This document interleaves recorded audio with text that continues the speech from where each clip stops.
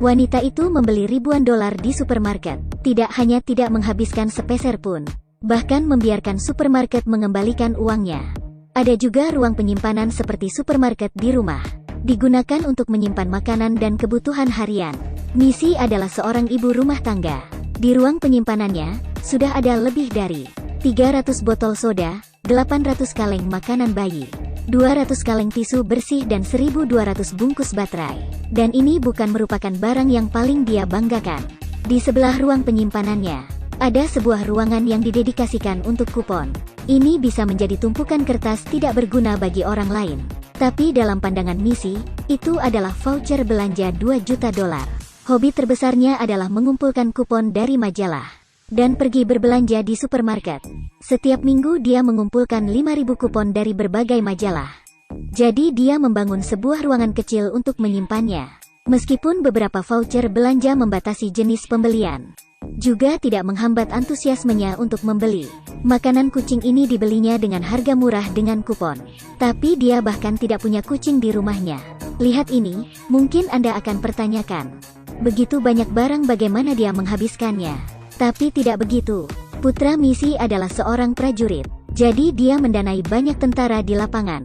Bahkan menurut kesukaan mereka, dia akan membeli barang untuk disumbangkan kepada mereka.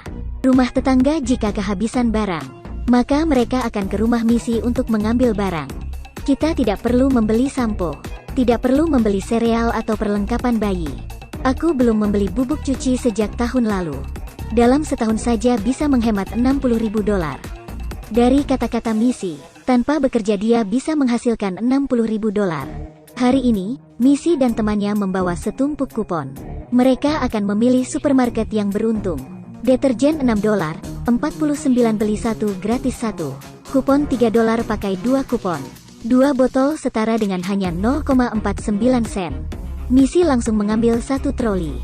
Selanjutnya adalah popok, obat penghilang rasa sakit. Kasir terkejut saat menghitung. Dia belum pernah melihat pelanggan seperti itu. Karena terlalu banyak obat penghilang rasa sakit, sehingga terjadi masalah pada mesin. Tetapi jika tidak dapat membayar bersama-sama, kupon tidak bisa mencapai penawaran terbaik. Akhirnya kasir meminta manajer untuk menyelesaikan masalah ini. Akhirnya, dibagi menjadi 2. Kupon masih bisa dipakai seperti biasa. Harga pesanan pertama adalah 1.061 dolar 40 sen. Missy mengambil kupon dan melihat kasir. Satu persatu di-scan agar tidak terlewat satupun. Lihat angka di layar berkurang sedikit demi sedikit. Pada akhirnya Missy tidak hanya tidak perlu membayar sepeser pun. Sebaliknya, supermarket berutang 8 dolar 84. Tentu saja supermarket tidak akan memberikan uang tunai secara langsung. Missy menggunakan uang ini untuk membeli beberapa daging. Yang kedua hemat 96 dolar 80 sen. Pada akhirnya, Missy beli 54 botol deterjen, 114 botol obat penghilang rasa sakit, 4 botol susu krim. Tetapi mereka hanya membayar 4 dolar 53. Pelanggan di sekitar mereka terkejut melihat bagaimana mereka melakukannya. Missy membeli kebutuhan harian ini selain untuk penggunaan sendiri. Lebih banyak didonor bagi mereka yang membutuhkan. Ini dapat memuaskan pengalaman berbelanja. Dan juga dapat membantu orang yang membutuhkan. Sehingga membuat Missy merasa sangat puas. Kemudian ibu ini adalah raja perhitungan yang cermat.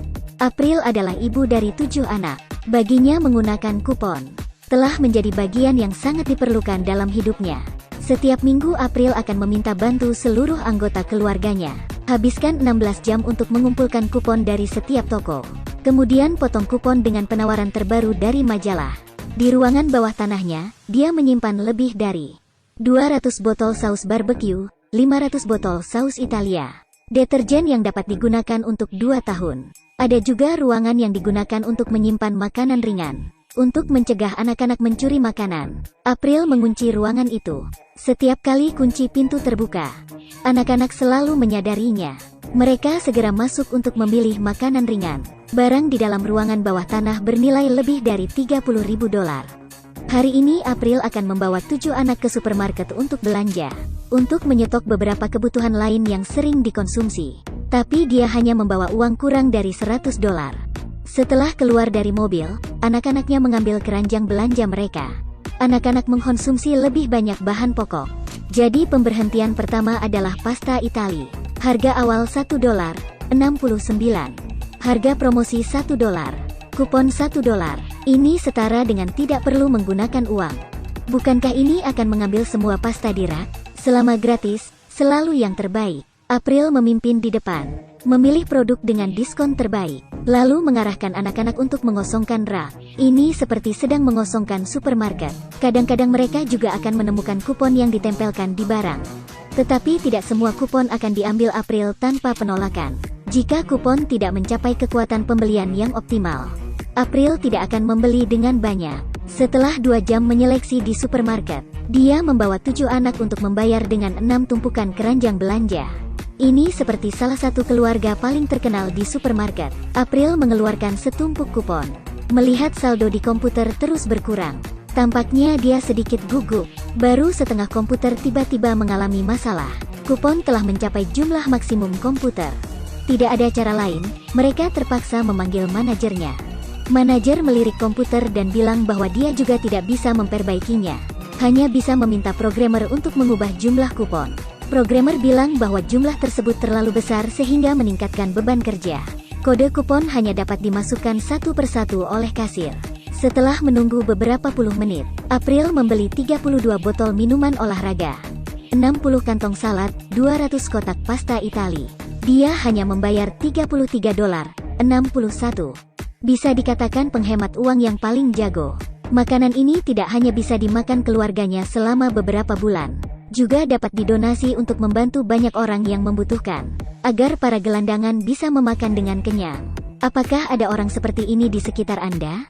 Bisa memaksimalkan kupon diskon, dapat makan makanan gratis tanpa menghabiskan sepeser pun. Ini adalah orang yang sangat hebat. Tanpa mengeluarkan sepersen pun sudah bisa membeli barang yang diinginkan. Wanita mana yang tidak mau?